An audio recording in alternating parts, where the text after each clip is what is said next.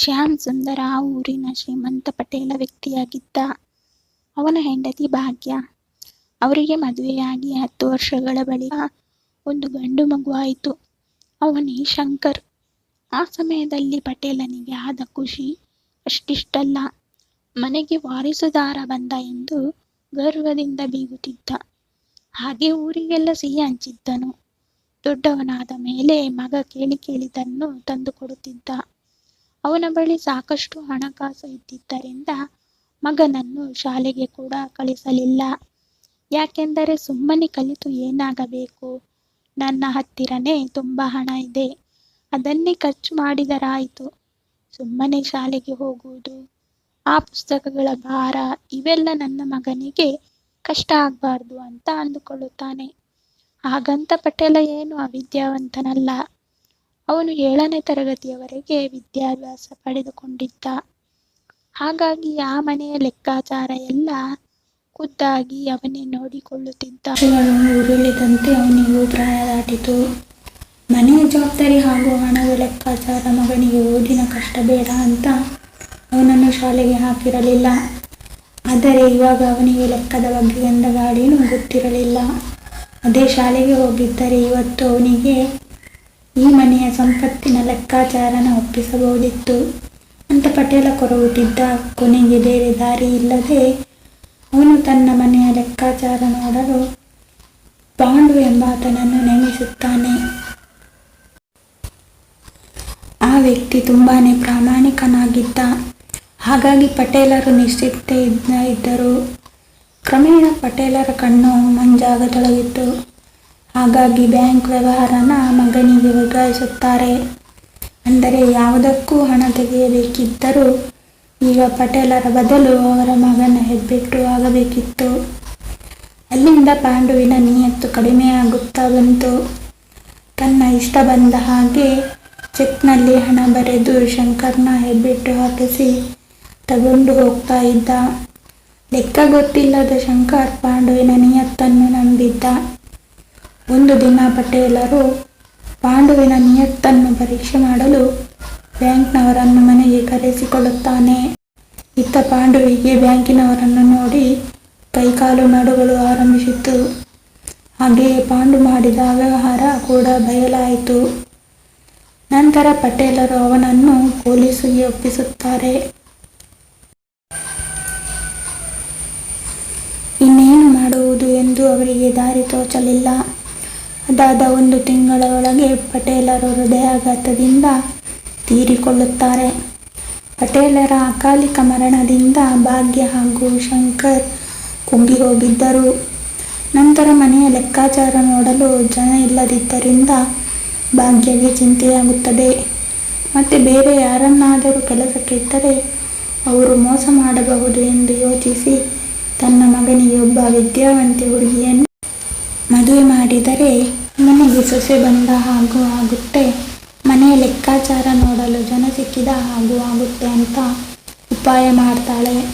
ಅದರಂತೆ ಮಗನಿಗೆ ವಿದ್ಯಾವಂತ ಹುಡುಗಿನ ಹುಡುಕಲು ಶುರು ಮಾಡುತ್ತಾಳೆ.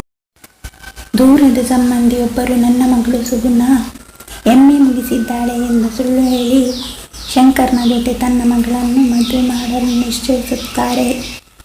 ಸುಗುಣ ತುಂಬ ಒಳ್ಳೆಯ ಹುಡುಗಿ.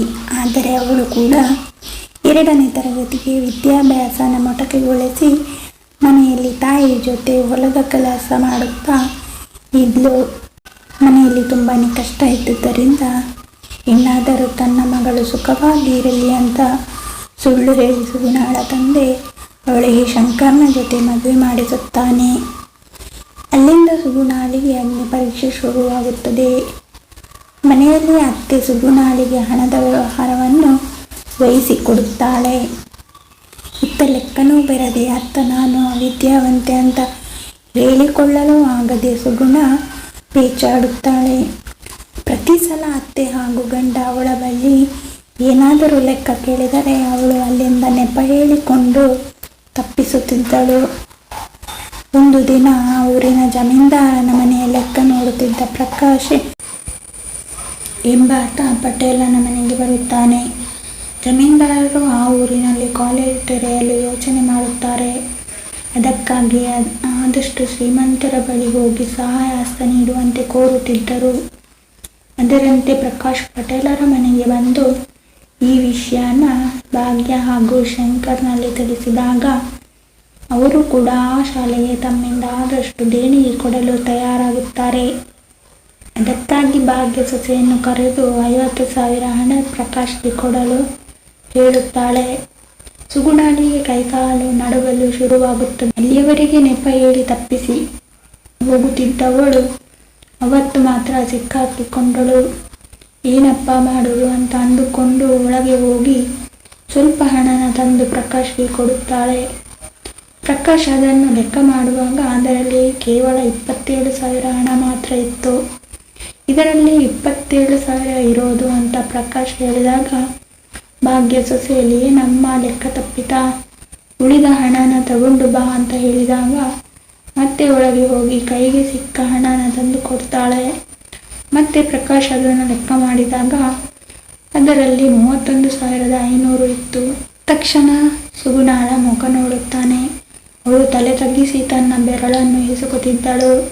ಅವಳ ಮುಖದಲ್ಲಿ ಭಯ ಎದ್ದು ಕಾಣುತ್ತಿತ್ತು. ಪ್ರಕಾಶ್ಗೆ ಅವಳ ಮೇಲೆ ಅನುಮಾನ ಬರುತ್ತೆ. ಆದರೂ ಏನು ಮಾತನಾಡದೆ ತನಗೆ ಬೇಕಿದ್ದ 50,000ನ ಇಟ್ಟುಕೊಂಡು ಉಳಿದ ಹಣನ ಸುಗುಣಾಳ ಕೈಗೆ ಕೊಟ್ಟು ಮಿಸ್ ಆಗಿ ಹಣ ಸ್ವಲ್ಪ ಜಾಸ್ತಿ ಬಂದಿದೆ ಅಂತ ತಾಯಿ ಮಗನ ಎದುರು ಹೇಳುತ್ತಾನೆ. ಆಗ ಭಾಗ್ಯ ಓ ಹೌದಾ, ಸರಿ ಕಣಪ್ಪ ಅಂದಾಗ ಪ್ರಕಾಶ್ ಧನ್ಯವಾದ ತಿಳಿಸಿ ಅಲ್ಲಿಂದ ಹೊರಡುತ್ತಾನೆ. ಹೋಗುವಾಗ ಕಣ್ಣು ಸನ್ನೆ ಮಾಡಿ ಸುಗುಣಾಳನ್ನು ಹೊರಗೆ ಕರೆಯುತ್ತಾನೆ. ಅಯ್ಯೋ ದೇವರೇ, ಇವರಿಗೆ ನನ್ನ ಬಗ್ಗೆ ಗೊತ್ತಾಗಿರಬೇಕು ಅಂತ ಹೆದರುತ್ತಾ ಮೆಲ್ಲನೆ ಹೊರಗೆ ಬರುತ್ತಾಳೆ. ಆಗ ಪ್ರಕಾಶ್ ಅವಳನ್ನು ದಿಟ್ಟಿಸಿ ಮೇಲಿನಿಂದ ಕೆಳಗೆ ನೋಡುತ್ತಾನೆ. ಸುಗುಣಾಳಿಗೆ ಅವನ ದೃಷ್ಟಿ ಸರಿ ಕಾಣಿಸುವುದಿಲ್ಲ. ನಂತರ ಪ್ರಕಾಶ್, ನಿನ್ನ ಬಗ್ಗೆ ನನಗೆ ಎಲ್ಲ ಗೊತ್ತಾಗಿದೆ. ಇದನ್ನು ಇವಾಗಲೇ ನಿನ್ನ ಗಂಡ ಹಾಗೂ ಅತ್ತಿಗೆ ಹೇಳುತ್ತೇನೆ ಎಂದಾಗ ಸುಗುಣ, ಬೇಡ, ದಯವಿಟ್ಟು ನನಗೆ ಲೆಕ್ಕ ಬರುವುದಿಲ್ಲ ಎಂಬ ವಿಷಯವನ್ನು ಅವರಿಗೆ ತಿಳಿಸಬೇಡಿ ಎಂದು ಕಣ್ಣೀರಿಡುತ್ತಾಳೆ. ಅಲ್ಲಿಗೆ ಪ್ರಕಾಶ್ ಏನು ಅಂದುಕೊಂಡಿದ್ದನೋ ಅದು ಕನ್ಫರ್ಮ್ ಆಯಿತು. ನಂತರ ಸರಿ ಹೇಳುವುದಿಲ್ಲ, ಆದರೆ ನೀನು ನಾನು ಹೇಳಿದ ಹಾಗೆ ಕೇಳಬೇಕು ಅಂತ ಕಂಡೀಷನ್ ಹಾಕ್ತಾನೆ.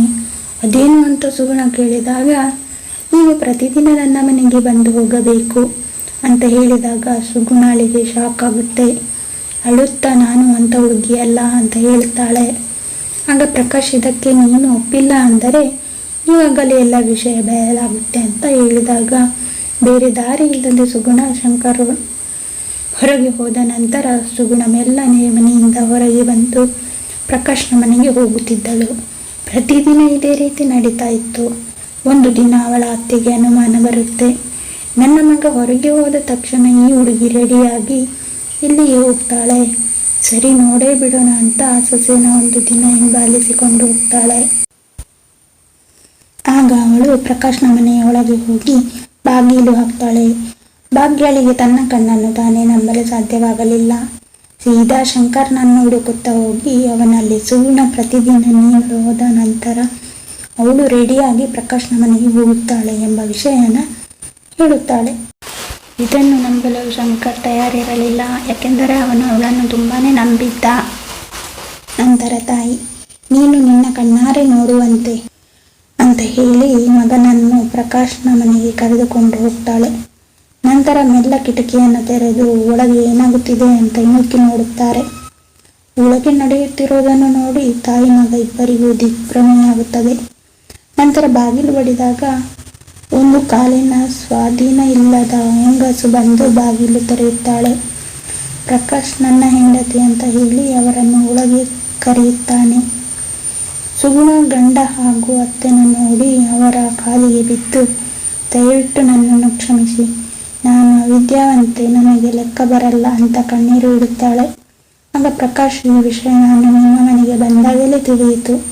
ಅದನ್ನು ನಿಮ್ಮ ಬಳಿ ಹೇಳಿ ಅವಳನ್ನು ಮೂಲೆ ಗುಂಪು ಮಾಡುವ ಬದಲು ನಾನು ಅವಳಿಗೆ ಲೆಕ್ಕ ಹೇಳಿಕೊಟ್ಟರೆ ಅವಳು ಅದನ್ನು ಕಲಿತು ನಿಮ್ಮ ಮನೆಯನ್ನು ನಿಭಾಯಿಸಲು ಶಕ್ತಳಾಗುತ್ತಾಳೆ ಅಂತ ಅಂದುಕೊಂಡು ಅವಳನ್ನು ಮನೆಗೆ ಕರೆಸಿ ಲೆಕ್ಕ ಹೇಳಿಕೊಡುತ್ತಿದ್ದೇನೆ. ಇದಕ್ಕೆ ನನ್ನ ಹೆಂಡತಿ ಕೂಡ ಸಹಕಾರ ಕೊಡುತ್ತಿದ್ದಾಳೆ. ನೀವೇನು ಯೋಚಿಸಬೇಡಿ, ಇನ್ನು 15 ದಿನದಲ್ಲಿ ಅವಳಿಗೆ ಲೆಕ್ಕ ಕಲಿಸುವ ಜವಾಬ್ದಾರಿ ನನ್ನದು ಅಂತ ಹೇಳುತ್ತಾನೆ. ಆಗ ಅವಳ ಅತ್ತೆ ಭಾಗ್ಯ, ನನ್ನನ್ನು ಕ್ಷಮಿಸಿ ಬಿಡಮ್ಮ, ವಿಷಯ ತಿಳಿಯದೆ ಅನುಮಾನ ಪಟ್ಟೆ ಅಂತ ಹೇಳುತ್ತಾಳೆ. ಇತ್ತ ಗಂಡ ಕೂಡ ನವೆಂಬರದು ಹೇಳಿ ಮಾಡಿಸಿದ ಜೋಡಿ ಅಂದಾಗ ಎಲ್ಲರೂ ನಕ್ಕು ನಕ್ಕು ಸುಸ್ತಾಗುತ್ತಾರೆ.